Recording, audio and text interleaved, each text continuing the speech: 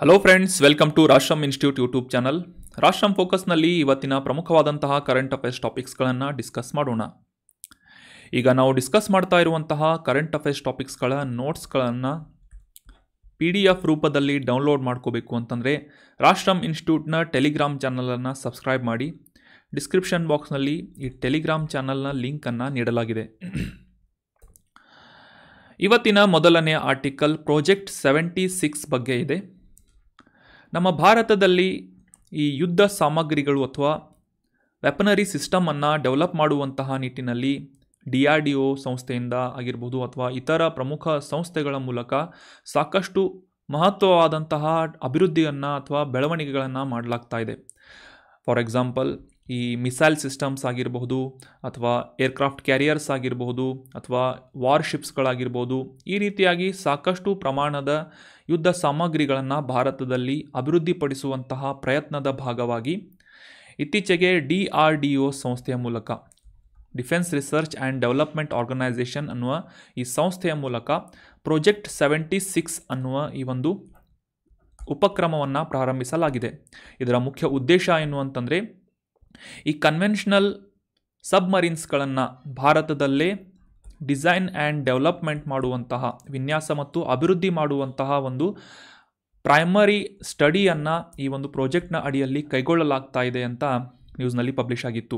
So ಹೀಗಾಗಿ ಈ project 76 ಅಂದರೆ ಏನು ಅಂತ ಕ್ಲಿಯರ್ ಆಗಿ ಈಗ ನಾವು ಅಂಡರ್ಸ್ಟ್ಯಾಂಡ್ ಮಾಡ್ಕೋಣ.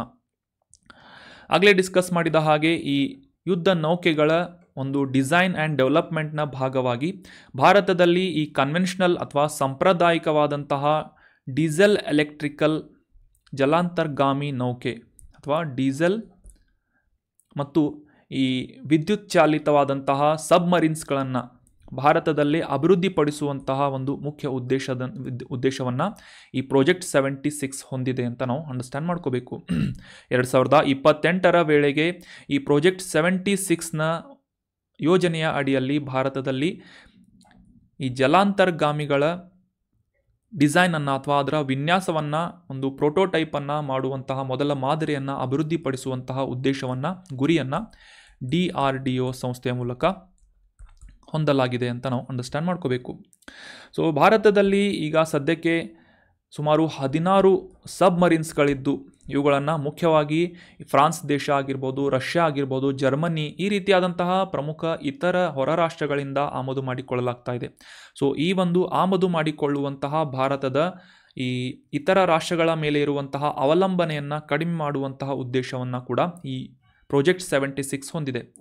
ಸೊ ಈ ವಿದೇಶಿ ಮೂಲದ ಒರಿಜಿನಲ್ ಇಕ್ವಿಪ್ಮೆಂಟ್ ಮ್ಯಾನುಫ್ಯಾಕ್ಚರ್ಗಳ ಡಿಸೈನ್ಸ್ಗಳನ್ನು ಪಡೆದುಕೊಂಡು ಭಾರತದಲ್ಲಿ ಅಭಿವೃದ್ಧಿ ಮಾಡುವಂತಹ ಈ ಒಂದು ಪ್ರಕ್ರಿಯೆಯನ್ನು ಕಡಿಮೆ ಮಾಡುವಂತಹ ಉದ್ದೇಶದಿಂದ ಭಾರತವನ್ನು ಈ ಜಲಾಂತರ್ಗಾಮಿ ನಿರ್ಮಾಣದ ಲೀಡರ್ಶಿಪ್ಪನ್ನು ಹೊಂದುವಂತಹ ಮತ್ತು ಆ ಒಂದು ಜಲಾಂತರ್ಗಾಮಿ ಅಥವಾ ಸಬ್ಮರೀನ್ಸ್ಗಳ ನಿರ್ಮಾಣದ ಸಾಮರ್ಥ್ಯವನ್ನು ಅಭಿವೃದ್ಧಿಪಡಿಸುವಂತಹ ನಿಟ್ಟಿನಲ್ಲೂ ಕೂಡ ಈ ಪ್ರಾಜೆಕ್ಟ್ 76 ಏನಿದೆ ಸಾಕಷ್ಟು ಪ್ರಮುಖ ಪಾತ್ರವನ್ನು ವಹಿಸಲಿದೆ ಅಂತ ನಾವು ಅಂಡರ್ಸ್ಟ್ಯಾಂಡ್ ಮಾಡ್ಕೋಬಹುದು.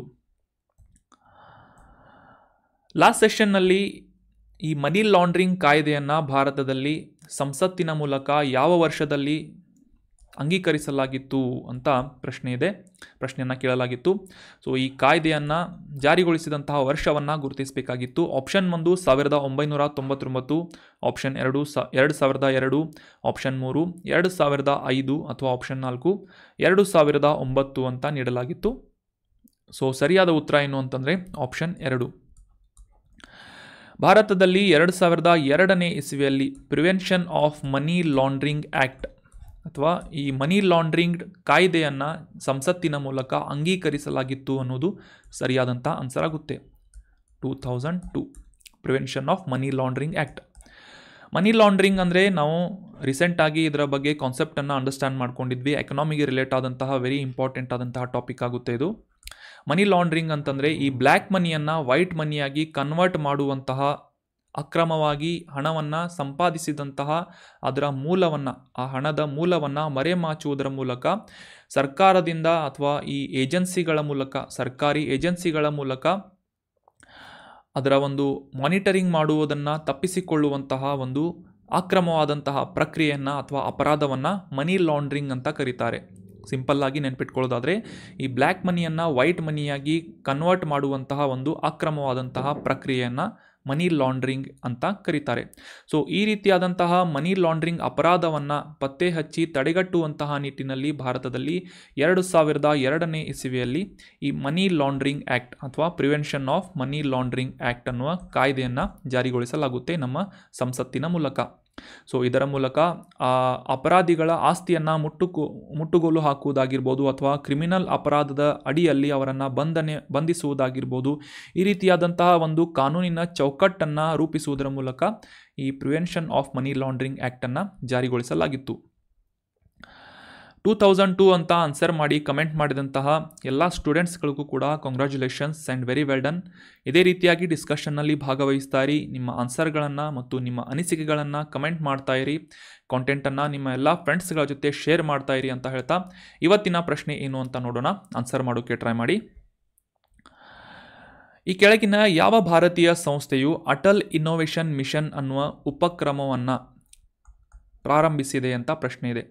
Which of the below institution of India has launched the Atal innovation mission initiative ಅಂತ ಪ್ರಶ್ನೆ ಇದ್ದು, ಆಪ್ಷನ್ 1 ಕೇಂದ್ರ ಹಣಕಾಸು ಸಚಿವಾಲಯ, ಆಪ್ಷನ್ 2 ವಿಜ್ಞಾನ ಮತ್ತು ತಂತ್ರಜ್ಞಾನ ಸಚಿವಾಲಯ, ಆಪ್ಷನ್ 3 IIT ಖಾರಗ್ಪುರ್ ಅಥವಾ ಆಪ್ಷನ್ 4 ನೀತಿ ಆಯೋಗ್ ಅಂತ ನೀಡಲಾಗಿದೆ. ಸೊ ಅಟಲ್ ಇನ್ನೋವೇಷನ್ ಮಿಷನ್ ಇನಿಷಿಯೇಟಿವನ್ನು ಲಾಂಚ್ ಮಾಡಿದಂತಹ ಸಂಸ್ಥೆ ಯಾವುದು ಅಂತ ಕಮೆಂಟ್ ಬಾಕ್ಸ್ನಲ್ಲಿ ಕಮೆಂಟ್ ಮಾಡಿ. ಇನ್ನು ಮುಂದಿನ ಆರ್ಟಿಕಲ್ ಯುರೋಪಿಯನ್ ಕೌನ್ಸಿಲ್ ಬಗ್ಗೆ ಇದೆ. ಇತ್ತೀಚೆಗೆ ಯುರೋಪಿಯನ್ ಕೌನ್ಸಿಲ್ನ ನೂತನ ಅಧ್ಯಕ್ಷರಾಗಿ ಪೋರ್ಚುಗಲ್ ದೇಶದ ಆಂಟೋನಿಯೋ ಕೋಸ್ಟಾ ಅವರು ಆಯ್ಕೆಯಾಗಿದ್ದು, ಇವರು ಆಯ್ಕೆಗೊಂಡ ನಂತರ ನಮ್ಮ ಪ್ರಧಾನಮಂತ್ರಿ ಅವರಿಂದ ಇವರನ್ನು ಅಭಿನಂದಿಸಲಾಗಿದೆ ಅಂತ ನ್ಯೂಸ್ನಲ್ಲಿ ಪಬ್ಲಿಷ್ ಆಗಿತ್ತು. ಸೊ ಹೀಗಾಗಿ ಯುರೋಪಿಯನ್ ಕೌನ್ಸಿಲ್ ಅಂದರೆ ಏನು ಅಂತ ಕ್ಲಿಯರ್ ಆಗಿ ಈ ಒಂದು ಸ್ಟೋರಿ ಮುಖಾಂತರ ಅಂಡರ್ಸ್ಟ್ಯಾಂಡ್ ಮಾಡ್ಕೊಳ್ಳೋದಕ್ಕೆ ಟ್ರೈ ಮಾಡೋಣ.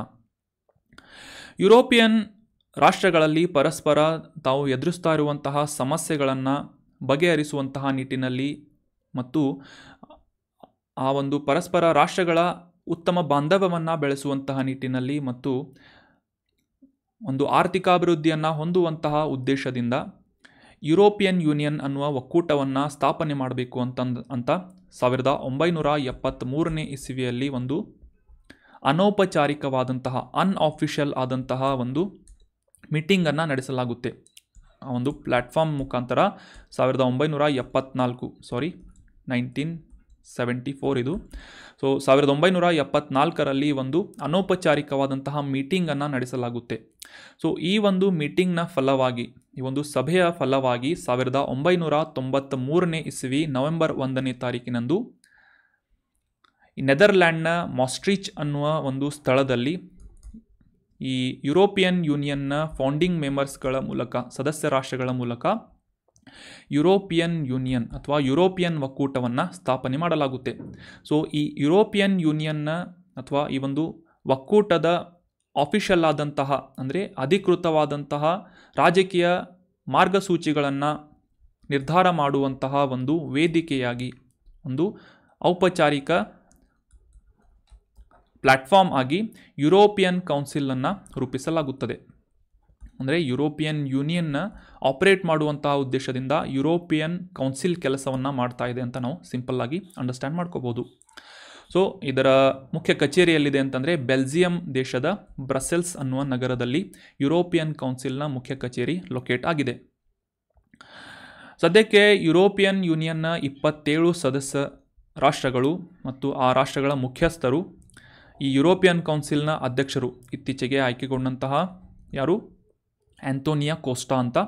ಸೊ ಪೋರ್ಚುಗಲ್ ದೇಶದ ಲಾಯರ್ ಆಗಿ ಕಾರ್ಯವನ್ನು ನಿರ್ವಹಿಸಿದ್ರು ಇವರು. ಪೋರ್ಚುಗಲ್ ದೇಶದ ಆಂಟೋನಿಯೋ ಕೋಸ್ಟಾ ಅನ್ನುವ ಈ ಯುರೋಪಿಯನ್ ಕೌನ್ಸಿಲ್ನ ಅಧ್ಯಕ್ಷರು ಮತ್ತು ಈ ಯುರೋಪಿಯನ್ ಕೌನ್ಸಿಲ್ನ ಇತರ ಅಧ್ಯಕ್ಷರು ಅಥವಾ ಆಯೋಗದ ಅಧ್ಯಕ್ಷರು, ಈ ರೀತಿಯಾಗಿ ಪ್ರಮುಖ ಸದಸ್ಯರನ್ನು ಒಳಗೊಂಡಂತೆ ಈ ಯುರೋಪಿಯನ್ ಕೌನ್ಸಿಲ್ ಏನು ಮಾಡುತ್ತೆ, ಕಾರ್ಯವನ್ನು ನಿರ್ವಹಿಸ್ತಾ ಇದೆ. ಸೊ ಇದರ ಒಂದು ಆಪರೇಷನ್ಸ್ ಯಾವ ರೀತಿಯಾಗಿರುತ್ತೆ ಅಂತಂದರೆ, ವರ್ಷಕ್ಕೆ 4 ಬಾರಿ, ಅಟ್ಲೀಸ್ಟ್ 4 ಬಾರಿ ಒಂದು ಮೀಟಿಂಗನ್ನು, ಸಭೆಯನ್ನು ಆಯೋಜನೆ ಮಾಡುವುದರ ಮೂಲಕ ಈ ಯುರೋಪಿಯನ್ ಕೌನ್ಸಿಲ್ ಕಾರ್ಯವನ್ನು ನಿರ್ವಹಿಸುತ್ತೆ. ಸೊ ಎಲ್ಲ ಸದಸ್ಯ ರಾಷ್ಟ್ರಗಳು ಒಂದೇ ವೇದಿಕೆಯಲ್ಲಿ ಕೂಡಿಕೊಂಡು ತಾವು ಎದುರಿಸ್ತಾ ಇರುವಂತಹ ಸಮಸ್ಯೆಗಳು ಮತ್ತು ತಮ್ಮ ಇತರ ತಮ್ಮ ಪರಸ್ಪರ ರಾಷ್ಟ್ರಗಳ ನಡುವೆ ಹೊಂದಿದಂತಹ ವಿವಾದಗಳನ್ನು ಬಗೆಹರಿಸುವಂತಹ ನಿಟ್ಟಿನಲ್ಲಿ ಪ್ರಯತ್ನವನ್ನು ಮಾಡ್ತಾರೆ. ಅದೇ ಒಂದು ಈ ಯುರೋಪಿಯನ್ ಯೂನಿಯನನ್ನು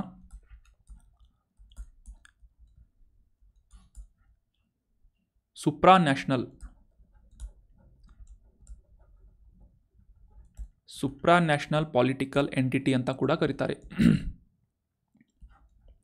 ಅತಿ ರಾಷ್ಟ್ರೀಯ ರಾಜಕೀಯ ವ್ಯವಸ್ಥೆ ಅಂತ ಕೂಡ ಕರೀತಾರೆ. ಯಾವ ರೀತಿಯಾಗಿ ಭಾರತದಲ್ಲಿ ಈ ಎಲ್ಲ ರಾಜ್ಯಗಳಿಂದ ಆಯ್ಕೆಯಾದಂತಹ ಮೆಂಬರ್ ಆಫ್ ಪಾರ್ಲಿಮೆಂಟ್ಸ್ ಅಥವಾ MP ಗಳು ಹೋಗಿ ಸದನದಲ್ಲಿ ಕೂತು ತಮ್ಮ ಜನರನ್ನು ರಿಪ್ರೆಸೆಂಟ್ ಮಾಡ್ತಾರೆ. ಅದೇ ರೀತಿಯಾಗಿ ಈ ಯುರೋಪಿಯನ್ ಯೂನಿಯನ್ನಲ್ಲಿ ಏನು ಮಾಡ್ತಾರೆ ಅಂತಂದರೆ ಎಲ್ಲ ಪ್ರಮುಖವಾದಂತಹ ಯುರೋಪಿನ 27 ರಾಷ್ಟ್ರಗಳ ಮುಖ್ಯಸ್ಥರು ಅಥವಾ ಪ್ರತಿನಿಧಿಗಳು ಒಂದೇ ವೇದಿಕೆಯಲ್ಲಿ ಕೂಡಿ ತಾವು ಎದುರಿಸ್ತಾ ಇರುವಂತಹ ಸಮಸ್ಯೆಗಳನ್ನು, ತಮ್ಮ ಜನರ ಸಮಸ್ಯೆಗಳನ್ನು ಪ್ರತಿನಿಧಿಸ್ತಾರೆ, ತಮ್ಮ ಜನರ ಅಭಿಪ್ರಾಯಗಳನ್ನು ಪ್ರತಿನಿಧಿಸ್ತಾರೆ. ಸೊ ಆ ಒಂದು ಪ್ಲ್ಯಾಟ್ಫಾರ್ಮನ್ನು ಯುರೋಪಿಯನ್ ಯೂನಿಯನ್ ಅಂತ ಕರೀತಾರೆ. ಸೊ ಇದನ್ನು ಸುಪ್ರಾನ್ಯಾಷನಲ್ ಪೊಲಿಟಿಕಲ್ ಏಜೆನ್ಸಿ ಅಂತ ಕರಿಬೋದು ನಾವು. ಸೊ ಕ್ಲಿಯರ್ ಆಯಿತು ಅಂತ ಅನ್ಕೋತೀನಿ. ಇದರಲ್ಲಿ examination point of view important ಏನು ಅಂತಂದರೆ, ಯುರೋಪಿಯನ್ ಯೂನಿಯನನ್ನು ಯಾವ ಟ್ರೀಟಿ ಅಥವಾ ಯಾವ ಒಂದು ಒಪ್ಪಂದದ ಮೂಲಕ ಜಾರಿಗೊಳಿಸಲಾಯಿತು ಅಂತಂದರೆ 1993ನೇ ಇಸ್ವಿಯಲ್ಲಿ MAAST ಮಾಸ್ಟ್ರಿಚ್ ಅನ್ನುವ ನೆದರ್ಲ್ಯಾಂಡ್ನಲ್ಲಿದೆ ಇದು. ಸೊ ಈ ಮಾಸ್ಟ್ರಿಚ್ ಟ್ರೀಟಿ ಮೂಲಕ ಅಥವಾ ಈ ಮಾಸ್ಟ್ರಿಚ್ ಒಪ್ಪಂದಕ್ಕೆ ಸಹಿ ಹಾಕುವುದರ ಮೂಲಕ ಯುರೋಪಿಯನ್ ಯೂನಿಯನ್ನ ಫೌಂಡಿಂಗ್ ಮೆಂಬರ್ಸ್ಗಳಿಂದ 1993ನೇ ಇಸ್ವಿಯಲ್ಲಿ ಯುರೋಪಿಯನ್ ಯೂನಿಯನ್ ಅಥವಾ ಯುರೋಪಿಯನ್ ಒಕ್ಕೂಟವನ್ನು ಸ್ಥಾಪನೆ ಮಾಡಲಾಗುತ್ತೆ.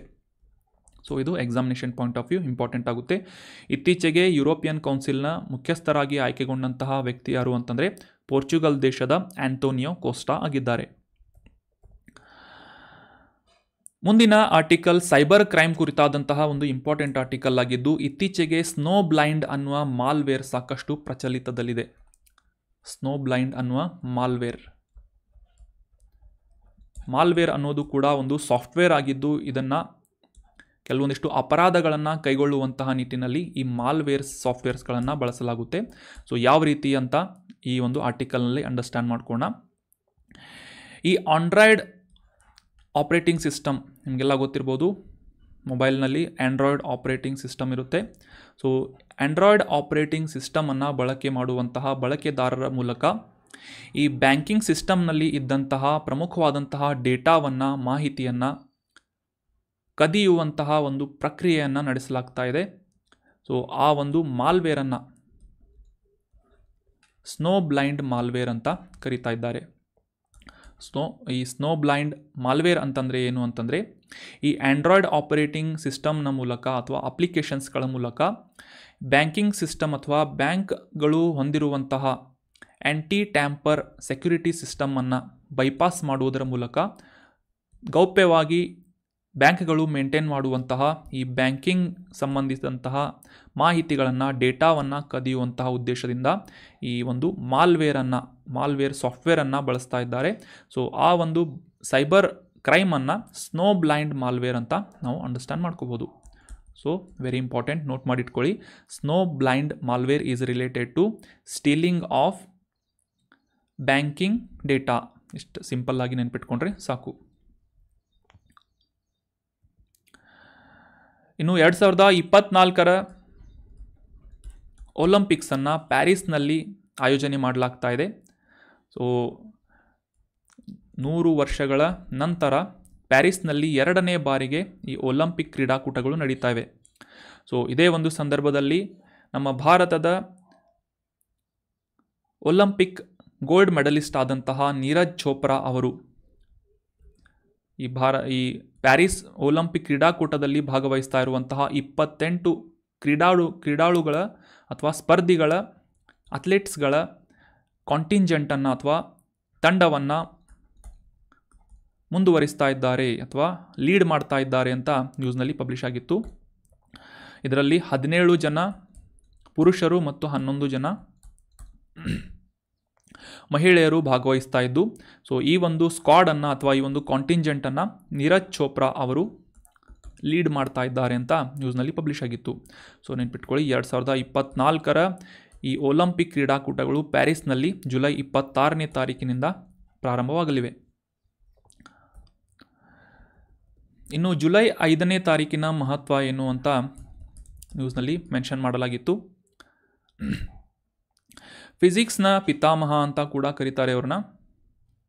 ಐಸಾಕ್ ನ್ಯೂಟನ್ ಅವರು ಬರೆದಂತಹ ಒಂದು ಪ್ರಮುಖ ಕೃತಿಯಾದಂತಹ ಪ್ರಿನ್ಸಿಪಿಯಾ ಮ್ಯಾಥಮೆಟಿಕಾ ಅನ್ನುವ ಈ ಪುಸ್ತಕವನ್ನು 1687 ಜುಲೈ 5ನೇ ತಾರೀಕಿನಂದು ಇಂಗ್ಲೆಂಡಿನ ರಾಯಲ್ ಸೊಸೈಟಿಯಿಂದ ಪಬ್ಲಿಷ್ ಮಾಡಲಾಗಿತ್ತು.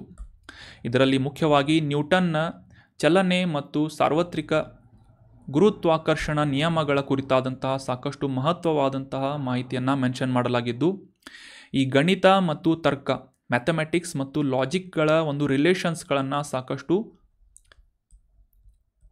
ಪ್ರಭಾವಿತವಾಗಿ ಅಥವಾ ಸಾಕಷ್ಟು ಇಂಪ್ಯಾಕ್ಟ್ಫುಲ್ ಆಗಿ ಈ ಒಂದು ಪ್ರಿನ್ಸಿಪಿಯಾ ಮ್ಯಾಥಮೆಟಿಕಾದಲ್ಲಿ ಐಸಾಕ್ ನ್ಯೂಟನ್ ಅವರಿಂದ ಮೆನ್ಷನ್ ಮಾಡಲಾಗಿದೆ. ಸೊ ಈ ಒಂದು ಕೃತಿಯನ್ನು 1687ನೇ ಇಸವಿಯಲ್ಲಿ ಜುಲೈ 5ನೇ ತಾರೀಕಿನಂದು ಪಬ್ಲಿಷ್ ಮಾಡಲಾಗಿತ್ತು. Principia Mathematica is written by Isaac Newton.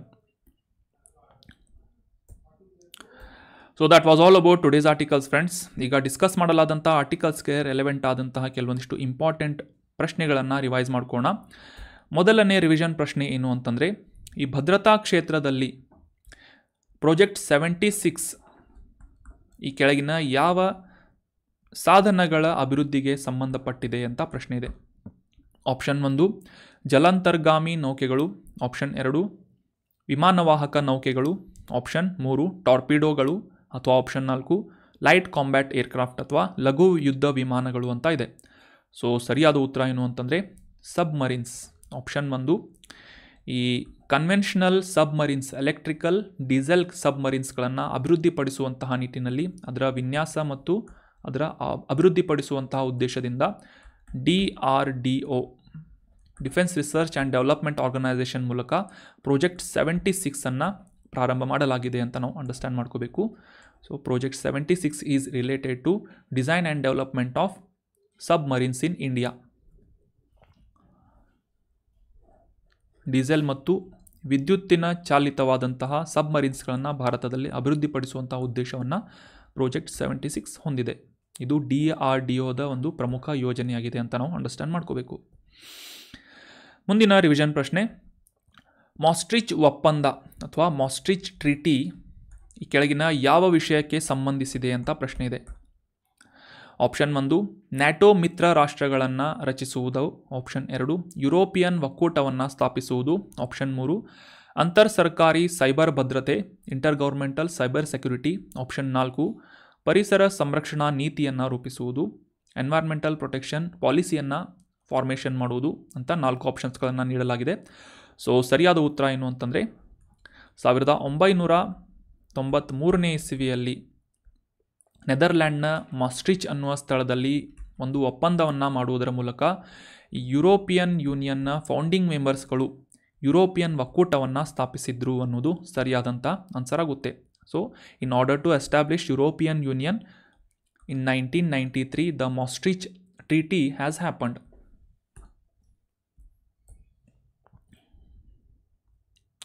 ಈ ಯುರೋಪಿಯನ್ ಕೌನ್ಸಿಲ್ನ ಮುಖ್ಯ ಕಚೇರಿ ಬೆಲ್ಜಿಯಂ ದೇಶದ ಬ್ರಸೆಲ್ಸ್ನಲ್ಲಿ ಲೊಕೇಟ್ ಆಗಿದೆ.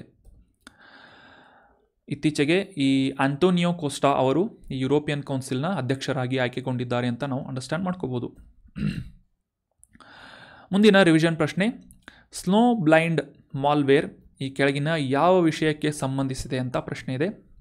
Snow blind malware is related to which of the below topic ಅಂತ ಪ್ರಶ್ನೆ ಇದ್ದು, ಆಪ್ಷನ್ 1 ಸರ್ಕಾರದ ಗೌಪ್ಯ ಡೇಟಾವನ್ನು ಕದಿಯಲು ಈ ಆನ್ಲೈನ್ ವಂಚನೆಯಾಗಿ ಸ್ನೋ ಬ್ಲೈಂಡ್ ಮಾಲ್ವೇರನ್ನು ಗುರುತಿಸಲಾಗ್ತಾ ಇದೆ ಅಂತ ಇದೆ. ಆಪ್ಷನ್ 2 ಸ್ನೋ ಬ್ಲೈಂಡ್ ಮಾಲ್ವೇರ್ ನಾಗರಿಕ ಹಣವನ್ನು ಕದಿಯಲು ಆನ್ಲೈನ್ ವಂಚನೆ ಅಥವಾ ಫ್ರಾಡ್ ಆಗಿದೆ ಅಂತ ಇದೆ. ಆಪ್ಷನ್ 3 ಬ್ಯಾಂಕಿಂಗ್ ಡೇಟಾವನ್ನು ಕದಿಯಲು ಸೈಬರ್ ವಂಚನೆ ಈ ಸ್ನೋ ಬ್ಲೈಂಡ್ ಆಗಿದೆ ಅಂತ ಇದೆ. ಆಪ್ಷನ್ 4 ಮೇಲಿನ ಎಲ್ಲವೂ ಅಂತ ನೀಡಲಾಗಿದೆ. ಸೊ ಸರಿಯಾದ ಉತ್ತರ ಏನು ಅಂತಂದರೆ ಆಪ್ಷನ್ 3 ಆಂಡ್ರಾಯ್ಡ್ ಉಪಕರಣಗಳ ಮೂಲಕ ಬ್ಯಾಂಕಿಂಗ್ ಡೇಟಾವನ್ನು ಕದಿಯುವಂತಹ ಫ್ರಾಡ್ ಇತ್ತೀಚೆಗೆ ಪ್ರಚಲಿತದಲ್ಲಿದೆ. ಅದನ್ನು ಸ್ನೋ ಬ್ಲೈಂಡ್ ಮಾಲ್ವೇರ್ ಅಂತ ನಾವು ಗುರುತಿಸ್ತಾ ಇದ್ದೇವೆ.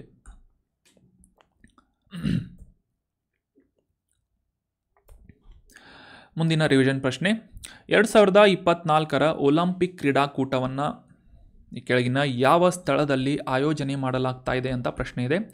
Option 1 Italy, option 2 London, option 3 Austria ಅಥವಾ ಆಪ್ಷನ್ 4 ಪ್ಯಾರಿಸ್ ಅಂತ ನೀಡಲಾಗಿದೆ.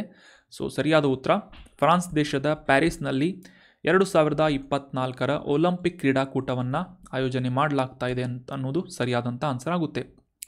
ಜುಲೈ 26ನೇ ತಾರೀಕಿನಿಂದ ಪ್ರಾರಂಭವಾಗ್ತಾ ಇರುವಂತಹ ಪ್ಯಾರಿಸ್ ಒಲಿಂಪಿಕ್ನಲ್ಲಿ ನಮ್ಮ ಈ ಇಂಡಿಯನ್ ಅಥ್ಲೆಟಿಕ್ಸ್ ಸ್ಕ್ವಾಡನ್ನು ಕಾಂಟಿಂಜೆಂಟನ್ನು ಕಳೆದ ಬಾರಿಯ ಒಲಿಂಪಿಕ್ ಕ್ರೀಡಾಕೂಟದ ಗೋಲ್ಡ್ ಮೆಡಲಿಸ್ಟ್ ಆದಂತಹ ನೀರಜ್ ಚೋಪ್ರಾ ಅವರಿಂದ ಮುನ್ನಡೆಸಲಾಗುವುದು ಅಂತ ನಾವು ಅಂಡರ್ಸ್ಟ್ಯಾಂಡ್ ಮಾಡ್ಕೊಂಡ್ವಿ. 28 ಜನರ ಈ ಒಂದು ಸ್ಕ್ವಾಡನ್ನು 17 ಜನ ಪುರುಷ ಮತ್ತು 11 ಜನ ಮಹಿಳೆಯರ ಒಂದು ಕಾಂಟಿಂಜೆಂಟನ್ನು ತಂಡವನ್ನು ನೀರಜ್ ಚೋಪ್ರಾ ಅವರು ಮುನ್ನಡೆಸಲಿದ್ದಾರೆ. ಸೊ 100 ವರ್ಷಗಳ ನಂತರ ಫ್ರಾನ್ಸ್ ದೇಶದ ಪ್ಯಾರಿಸ್ನಲ್ಲಿ ಈ ಒಲಿಂಪಿಕ್ ಕ್ರೀಡಾಕೂಟ ನಡೀತಾ ಇದೆ.